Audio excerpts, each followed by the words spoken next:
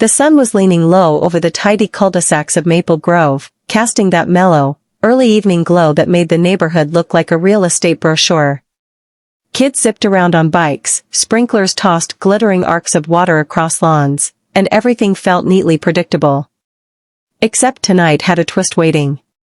Marcus had just finished a long day working at the community center, where he coached basketball for local teens. He loved that gig. It let him pass on some structure, some confidence, to kids who needed guidance. He had changed into a simple tee and athletic shorts, heading out for a walk to clear his head. His neighborhood was quiet in that suburban sleepy way. Nothing dramatic ever happened here. Or so he thought. Just a few blocks away, Karen Davenport was doing what she always did, policing the neighborhood like she was personally appointed sheriff of the Homeowners Association universe. Every curtain twitch. Every car parked slightly crooked. Every mailbox that failed to sparkle. She saw it all. Her teenage son Ethan was hanging around in their driveway, trying to look cool with a vape he wasn't actually supposed to have. Ethan had that smirk that told everyone he thought rules were for losers, while his mother believed rules were the very oxygen that kept society breathing. Marcus walked past, nodding politely to Ethan. Nothing fancy. A simple acknowledgement of another human being's existence. Except Ethan didn't respond. He grabbed the vape, blew a cloud at Marcus, a petty challenge. Marcus paused, eyeing him with the patience of a man who had coached plenty of mischievous teens. He wasn't angry at all. More like disappointed that this kid was wasting a perfectly good evening acting tough. You know those things can mess up your lungs, right? Marcus said, with a friendly tone. Ethan rolled his eyes. Whatever, dude. You're not my dad. Karen spotted the interaction through her window. Her brain flipped a switch. Stranger. Black. Talking to her son. Possible threat. Her heartbeat leaped into overdrive, fueled by a cocktail of paranoia and prejudice. She stormed out of the house like a siren in human form. Excuse me, what do you think you're doing? Her heels clicked sharply against the pavement, like punctuation marks on her outrage. Marcus didn't flinch. Just telling him to take care of himself. That's all. Karen crossed her arms so tight it looked like she might strain something. You have no right to speak to my child. Who are you? Why are you even walking here? This is a private community. It's not, Marcus replied calmly. And I live one street over. We've probably passed each other before. Ethan tried to hide the vape, but Marcus noticed. He pointed at the kid, still keeping his voice steady. Look, I wasn't trying to cause trouble.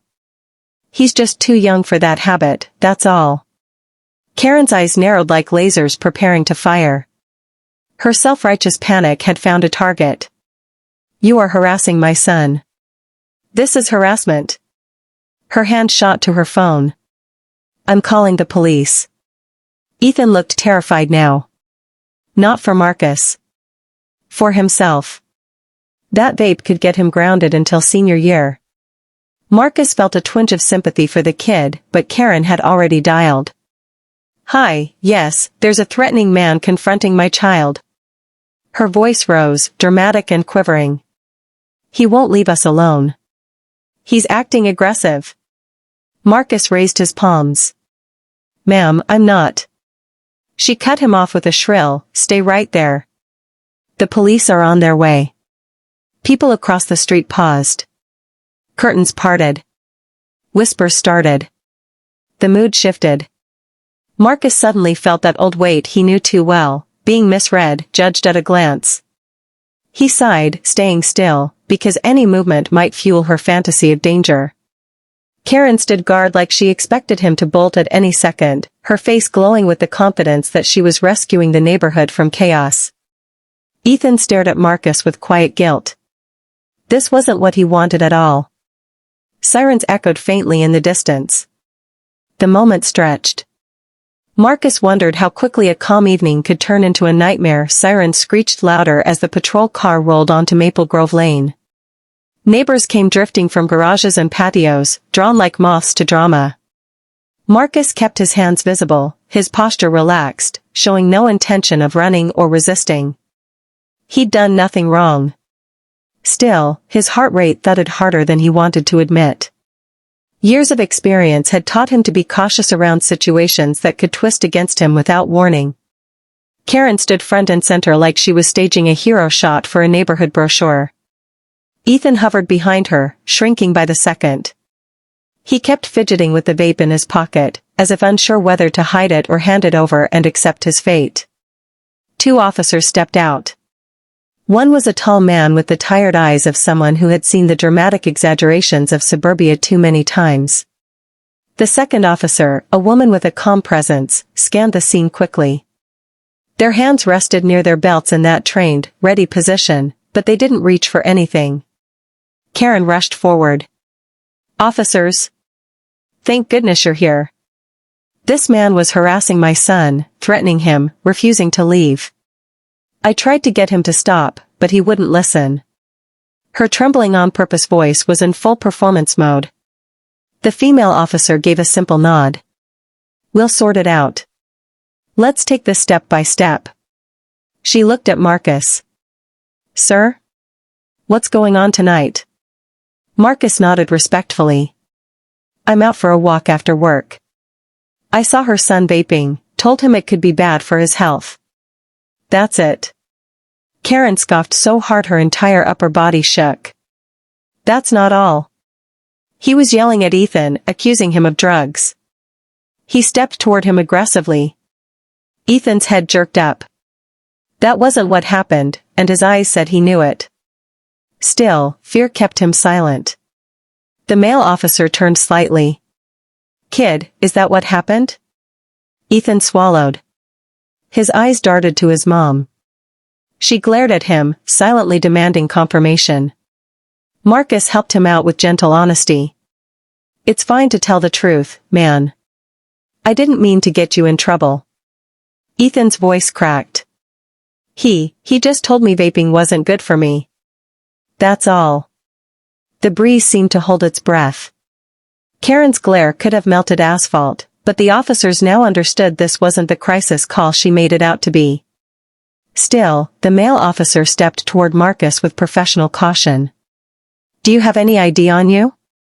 "Sure." Marcus moved slowly, announcing every gesture. "Going into my pocket." He handed over his driver's license. The officer examined it. "You live on Walnut Court?" "Yes." "About 3 minutes from here." Karen kept pushing her fiction. "He's dangerous. You can't just let strangers wander wherever they want. He was trying to influence my child." Her voice cracked again with self-crafted fear. "I don't feel safe." Marcus exhaled slowly. "I coach at the community center. A lot of these kids know me. I wasn't trying to lecture. Just looking out." He wasn't defending himself out of guilt. He was defending himself from her narrative. The female officer returned the license. "You're free to go, sir. You're not being detained." Karen snapped, "What? You're not doing anything?" He could have. "Ma'am," the male officer interrupted gently but firmly, "we found no cause for concern." "It sounds like this was a misunderstanding." Karen's face flushed red like a warning signal. "Misunderstanding? He accused my son of using drugs." Ethan whispered, "Mom, I am using." He couldn't finish. He finally pulled the vape out. His hand shook. The officer eyed it. "That's nicotine? You're underage." Karen froze like a mannequin in a store window. She was so determined to expose a threat that she forgot she was hiding one herself. The male officer sighed. "Son, that's against the law. I'm going to confiscate that. Consider this a warning." Ethan tried to speak, but Karen grabbed his arm. "This is not his fault. This wouldn't have happened if this man hadn't meddled." Marcus didn't want to fight. He just wanted to reclaim his peaceful walk. "Look. I'm going home. Hope you all have a good night. The female